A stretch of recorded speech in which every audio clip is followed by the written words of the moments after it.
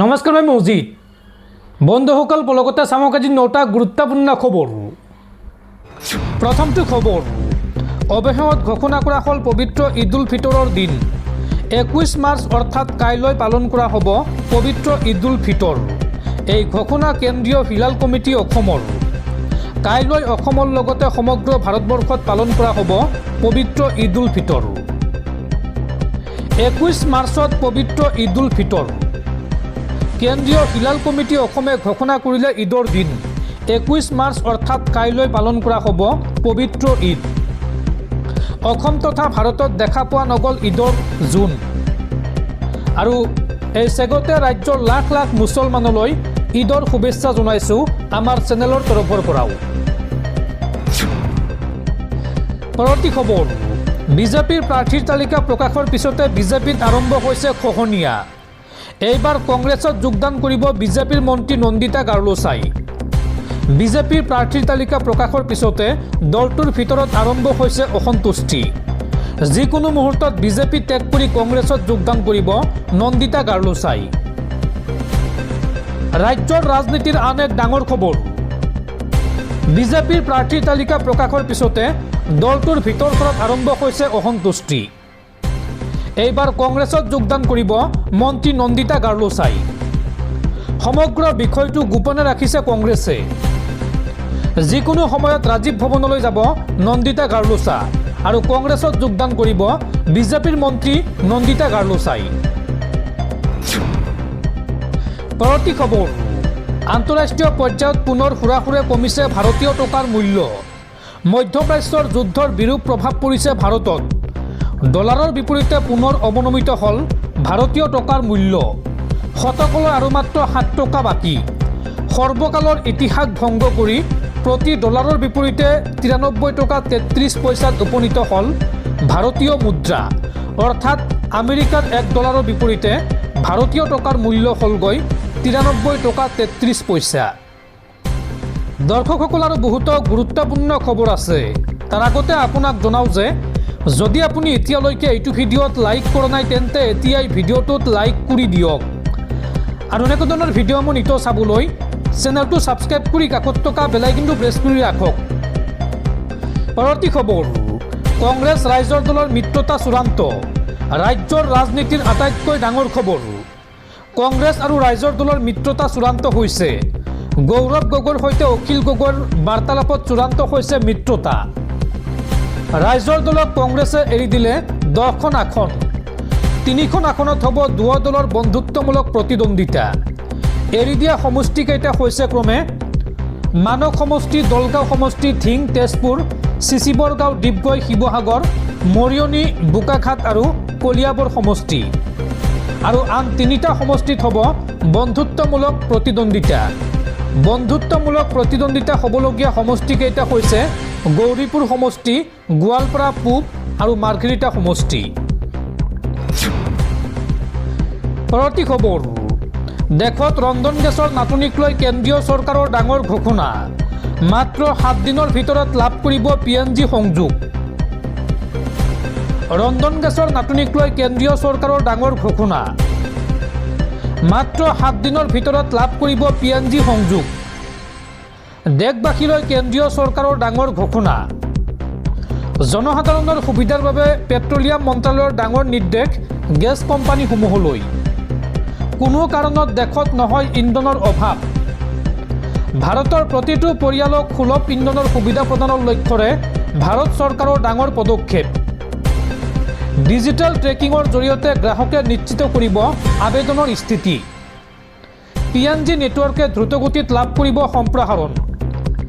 ইন্ধনৰ নাটনিক লৈ দেশবাসীৰ মাজত সৃষ্টি হোৱা আশংকাৰ মাজতে পেট্ৰলিয়াম মন্ত্ৰালয়ৰ তৰফৰ পৰা কৰিছে এই ঘোষণা।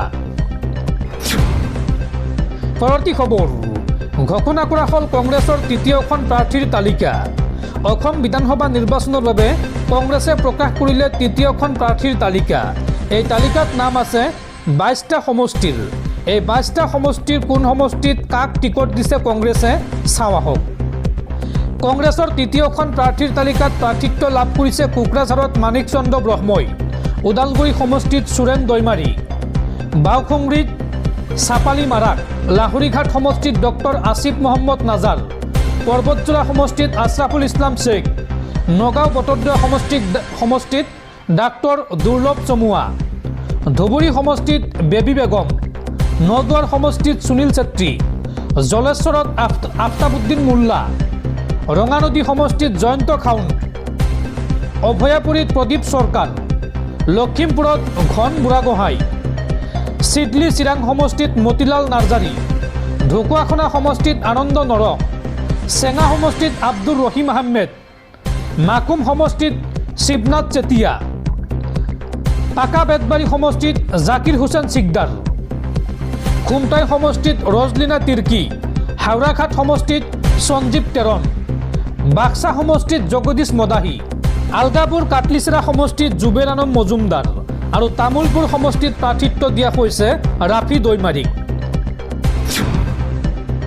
পৰৱৰ্তী খবৰ, গুৰু দক্ষিণা পালে সিদ্ধাৰ্থ ভট্টাচাৰ্যই। হিমন্ত বিশ্ব শৰ্মাক বিজেপিলৈ আনিছিল সিদ্ধাৰ্থ ভট্টাচাৰ্যই আৰু আজি নিজেই বঞ্চিত হ'ল টিকটৰ পৰা। ভাৰতীয় জনতা পাৰ্টীয়ে অসম বিধানসভা নিৰ্বাচনৰ বাবে ৮৮গৰাকী প্ৰাৰ্থীৰ নাম প্ৰথম তালিকাত প্ৰকাশ কৰিছে।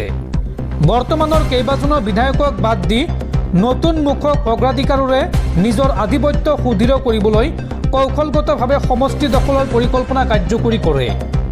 উল্লেখযোগ্য যে বাদ পৰাসকলৰ ভিতৰত আছে অসম বিজেপিৰ প্ৰাক্তন সভাপতি সিদ্ধাৰ্থ ভট্টাচাৰ্যও। তেওঁক নিউ গুৱাহাটী সমষ্টিৰ টিকটৰ পৰা বঞ্চিত কৰা হৈছে। তেওঁৰ ঠাইত দলে প্ৰক্ষেপ কৰিছে বৰ্তমানৰ চামগুৰি সমষ্টিৰ বিধায়ক দীপ্লুৰঞ্জন শৰ্মাক। বিজেপিৰ সৈতে সুদৃঢ় সম্পৰ্ক আৰু অসমত দলৰ বিকাশত তেওঁৰ গুৰুত্বপূৰ্ণ ভূমিকাৰ কথা বিবেচনা কৰি সিদ্ধাৰ্থ ভট্টাচাৰ্যক বঞ্চিত কৰা কাৰ্যই ৰাজনৈতিক মহলত তীব্ৰ চৰ্চা লাভ কৰিছে। 1995 চনত বিজেপিত যোগদান কৰি 2014-15 চনত ৰাজ্যিক বিজেপিৰ সভাপতি হিচাপে কাৰ্যনিৰ্বাহ কৰাৰ পিছত 2016 চনৰ অসম বিধানসভা নিৰ্বাচনৰ পূৰ্বে তেওঁৰ ঠাইত সৰ্বানন্দ সোণোৱালক নিযুক্তি দিয়া হয়। সকলোৱে জানে হিমন্ত বিশ্ব শৰ্মাক বিজেপিত প্ৰৱেশৰ সুবিধা প্ৰদান কৰাত গুৰুত্বপূৰ্ণ ভূমিকা গ্ৰহণ কৰিছিল সিদ্ধাৰ্থ ভট্টাচাৰ্যই আৰু সেই সময়ত তেওঁ ৰাজ্যিক বিজেপিৰ সভাপতি আছিল। তেওঁৰ উত্থান পতনৰ নিৰ্বাচনী যাত্ৰাৰ মাজত 2011 চনত পূব গুৱাহাটী আসনখনত পৰাজিত হ'লেও 2016 চনত বিশাল বিজয় সাব্যস্ত কৰা ভট্টাচাৰ্যই 2018 চনৰ পৰা 2021 চনলৈ ৰাজ্যৰ শিক্ষামন্ত্ৰী হিচাপে কাৰ্যনিৰ্বাহ কৰিছিল। কিন্তু মন্ত্ৰিত্ব আৰু এতিয়া প্ৰাৰ্থিত্ব দুয়োটাৰে পৰা বঞ্চিত হোৱাৰ পিছত দলৰ ভিতৰত চলি থকা পৰিৱৰ্তন আৰু ক্ষমতাৰ অৰিয়া অৰিয়া তীব্ৰ চৰ্চা লাভ কৰিছে। সিদ্ধাৰ্থ ভট্টাচাৰ্য 2011 চনত পূব গুৱাহাটী সমষ্টিত কংগ্ৰেছৰ ৰবীন বৰদলৈৰ হাতত ৩,৯৯৭টা ভোটত পৰাস্ত হৈছিল।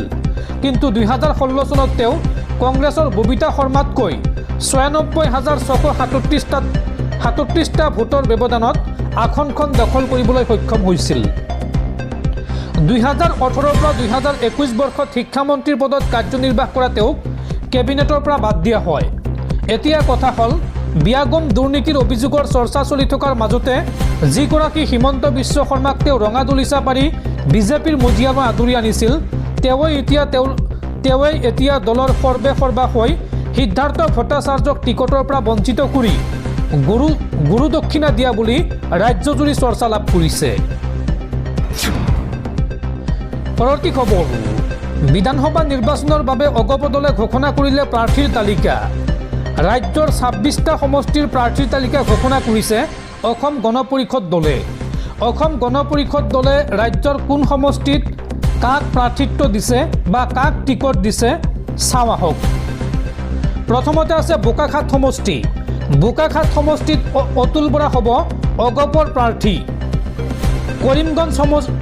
কৰিমগঞ্জ দক্ষিণ এই সমষ্টিটোত প্ৰাৰ্থিত্ব দিয়া হৈছে ইকবাল হুছেইন। কলিয়াবৰত কেশৱ মহন্তক প্ৰাৰ্থিত্ব দিছে অগপই। মানকাচৰত জাবেদ ইছলামক প্ৰাৰ্থিত্ব অগপৰ। বঙাইগাঁও সমষ্টিত দীপ্তিময় চৌধুৰী অগপৰ প্ৰাৰ্থী। গোৱালপাৰা পূবত আব্দুল ৰহিম জিব্ৰান। বৰপেটাত দীপক কুমাৰ দাসক প্ৰাৰ্থিত্ব অগপৰ। আলগাপুৰ কাটলিচেৰা সমষ্টিত জাকিৰ হুছেইন লস্কৰ। টিয়কত বিকাশ শইকীয়াক প্ৰাৰ্থিত্ব অগপৰ। বিন্নাকান্দিত চাহাবুদ্দিন মজুমদাৰক প্ৰাৰ্থিত্ব অগপৰ। ডিমৰিয়াত ডক্টৰ তপন দাস অগপৰ প্ৰাৰ্থী। ৰূপহীহাটত প্ৰাৰ্থিত্ব দিয়া হৈছে জাকিৰ হুছেইন ফাৰাজীক। তেজপুৰত পৃথ্বীৰাজ ৰাভাক দিয়া হৈছে প্ৰাৰ্থিত্ব। সৃজনগাম সমষ্টিত শ্বহীদুল ইছলামক দিয়া হৈছে প্ৰাৰ্থিত্ব। বজালী সমষ্টিত ধৰ্মেশ্বৰ ৰয়ালৈ অগপৰ প্ৰাৰ্থী। লাহৰীঘাটত প্ৰাৰ্থিত্ব দিয়া হৈছে খলিলুৰ ৰহমানক। হাজো শুৱালকুছি সমষ্টিত অগপৰ প্ৰাৰ্থী প্ৰকাশ চন্দ্ৰ দাস। চেঙাত ছাদ্দাম হুছেইন অগপৰ প্ৰাৰ্থী। শিৱসাগৰত প্ৰাৰ্থিত্ব দিয়া হৈছে প্ৰদীপ হাজৰিকাক। কাকাবেতবাৰী সমষ্টিত ডাক্তৰ তাৰাপ্ৰসাদ দাসক প্ৰাৰ্থিত্ব প্ৰদান অগপৰ। নাওবৈচা সমষ্টিত বসন্ত দাস অগপৰ প্ৰাৰ্থী। চমৰীয়া সমষ্টিত নুৰুল ইছলামক প্ৰাৰ্থিত্ব প্ৰদান অগপৰ। বিলাসীপাৰাত জীৱেশ ৰায়ক প্ৰাৰ্থিত্ব প্ৰদান অসম গণ পৰিষদ দলৰ। জলেশ্বৰ সমষ্টিত আবু শ্বাহ ছাদি হুছেইন। সোণাই সমষ্টিত কৰিমুদ্দিন বৰভূঞা আৰু গৌৰীপুৰ সমষ্টিত মেহতাবুল হক অগপৰ প্ৰাৰ্থী। পৰৱৰ্তী খবৰ, পুনৰ হুৰাহুৰে কমিল সোণৰূপৰ দাম। যদি আপুনি সোণৰ গহনা বনাম বুলি ভাবিছে তেন্তে এয়া আপোনাৰ বাবে সোণালী সুযোগ। চাওঁ আহক আজিৰ দিনটোত গুৱাহাটীত কিমান হৈছে সোণৰ দাম। প্ৰতিদিনে সোণৰ দামত উত্থান পতন হৈ থাকে। এইবাৰ সোণৰ দামক লৈ আহিছে আন এক ডাঙৰ খবৰ। বৃহস্পতিবাৰৰ দিনটোত পুনৰ হ্ৰাস পালে সোণৰ দাম। গুৱাহাটীত আজি 24 কেৰেটৰ 10 গ্ৰাম সোণৰ মূল্য হ'লগৈ 1,50,410 টকা। আৰু গুৱাহাটীত আজি 24 কেৰেটৰ 10 গ্ৰাম সোণৰ মূল্য হ্ৰাস পালে 3,000 টকা। চিন্তা কৰক, এদিনতে 10 গ্ৰাম 24 কেৰেট সোণত 3,000 টকা দাম কমিছে। সেইদৰে গুৱাহাটীত আজি 22 কেৰেটৰ 10 গ্ৰাম সোণৰ মূল্য হ'লগৈ 1,43,250 টকা। আৰু গুৱাহাটীত আজি 22 কেৰেটৰ 10 গ্ৰাম সোণৰ মূল্যত হ্ৰাস পালে 2,280 টকা। উল্লেখযোগ্য যে বিগত 12 মাৰ্চৰ পৰা ধাৰাবাহিকভাৱে হ্ৰাস পাইছে সোণৰ দাম। বুধবাৰে 22 কেৰেটৰ প্ৰতি গ্ৰাম সোণৰ দাম আছিল 14,610 টকা। আনহাতে মঙলবাৰে 24 কেৰেটৰ প্ৰতি গ্ৰাম সোণৰ দাম আছিল 15,341 টকা। উল্লেখযোগ্য যে প্ৰতিদিনে সোণৰ দাম সলনি হৈ থাকে। আৰু মানিকণ্ট্ৰল.comৰ তথ্যৰ ভিত্তিত প্ৰস্তুত কৰা হৈছে আজিৰ এই বাতৰি। পৰৱৰ্তী খবৰ, বিধানসভা নিৰ্বাচনৰ বাবে AIUDF প্ৰকাশ কৰিলে তৃতীয়খন প্ৰাৰ্থীৰ তালিকা। তৃতীয়খন প্ৰাৰ্থীৰ তালিকাত অসমৰ কোন সমষ্টিত AIUDF কাক কাক প্ৰাৰ্থিত্ব দিছে চাওঁ আহক। জলেশ্বৰ সমষ্টিত প্ৰাৰ্থিত্ব দিয়া হৈছে শ্বেখ শ্বাহ আলমক। বীৰসিং জাৰুৱা সমষ্টিত আলী আকবৰ মিয়া। মানকাছৰ সমষ্টিত আব্দুল ছালাম শ্বাহ। ভৱানীপুৰ সৰ্বক সমষ্টিত ফাৰহাদ আলী। সোণাই সমষ্টিত মিনাৰ হুছেইন মাজৰ ভূঞা। উত্তৰ কৰিমগঞ্জ সমষ্টিত চৌধুৰী হিব্ৰুল ৰছুল উছমা মাবুৰক প্ৰাৰ্থিত্ব দিছে AIUDF দলে। পৰৱৰ্তী খবৰ, অপৰাধী আৰু কোটিপতিৰে ভৰিছে ৰাজ্যসভা। ৰাজ্যসভাৰ 32% সাংসদৰ বিৰুদ্ধে আছে অপৰাধমূলক গোচৰ আৰু 14% সাংসদ কোটিপতি। শেহতীয়াকৈ প্ৰকাশ পাইছে এই তথ্য। এছ'চিয়েশ্যন ফৰ ডেম'ক্ৰেটিক ৰিফৰ্ম চমুকৈ ADR এক প্ৰতিবেদন অনুসৰি ৰাজ্যসভাৰ বৰ্তমান প্ৰায় 32% সাংসদে তেওঁলোকৰ বিৰুদ্ধে অপৰাধমূলক গোচৰ থকাৰ কথা ঘোষণা কৰাৰ বিপৰীতে 14% সাংসদ কোটিপতি। ৰাজ্যসভাৰ 233 গৰাকী সাংসদৰ ভিতৰত 229 গৰাকীৰ শপতনামাৰ বিশ্লেষণৰ ভিত্তিত এই প্ৰতিবেদন প্ৰস্তুত কৰা হৈছে। বৰ্তমান ঝাৰখণ্ডৰ পৰা এখন আসন খালী হৈ থকাৰ বিপৰীতে 3জন সাংসদৰ শপতনামা উপলব্ধ নাছিল। এই বিশ্লেষণত শেহতীয়াকৈ নিৰ্বাচিত হোৱা 37জন সদস্যক অন্তৰ্ভুক্ত কৰা হৈছে। তেওঁলোকে বিশ্লেষণ কৰা 229জন সাংসদৰ ভিতৰত 73জনে অৰ্থাৎ 32% অপৰাধমূলক গোচৰৰ কথা ঘোষণা কৰিছে। ইয়াৰে 34জন অৰ্থাৎ 16% সাংসদৰ বিৰুদ্ধে গুৰুতৰ অভিযোগ আছে। এজন সাংসদে হত্যাৰ গোচৰৰ কথা ঘোষণা কৰিছে। 4জনৰ বিৰুদ্ধে আছে হত্যাৰ চেষ্টাৰ গোচৰ। 3জনৰ বিৰুদ্ধে আছে মহিলাৰ বিৰুদ্ধে অপৰাধ সম্পৰ্কীয় গোচৰ। দলভিত্তিকভাৱে বিজেপিৰ 99জন সাংসদৰ ভিতৰত 27জন, কংগ্ৰেছৰ 28জন সাংসদৰ ভিতৰত 12জন, তৃণমূল কংগ্ৰেছৰ 13জন সাংসদৰ ভিতৰত 4জন, আপৰ 10জন সাংসদৰ ভিতৰত 4জন সাংসদে অপৰাধমূলক গোচৰৰ কথা ঘোষণা কৰিছে। CPIM আৰু BRSৰ 3জনকৈ সাংসদে অপৰাধমূলক গোচৰৰ তথ্য প্ৰকাশ কৰিছে। প্ৰতিবেদনত 31জন সাংসদৰ অৰ্থাৎ 14% কোটি টকাৰ সম্পত্তি থকাৰ তথ্যও পোৱা গৈছে। 31জন সাংসদৰ কোটি কোটি টকাৰ সম্পত্তি থকাৰ তথ্য পোৱা গৈছে শপতনামাত। আৰু শেহতীয়াকৈ এই তথ্য প্ৰকাশ পাইছে সাংসদসকলৰ বিৰুদ্ধে।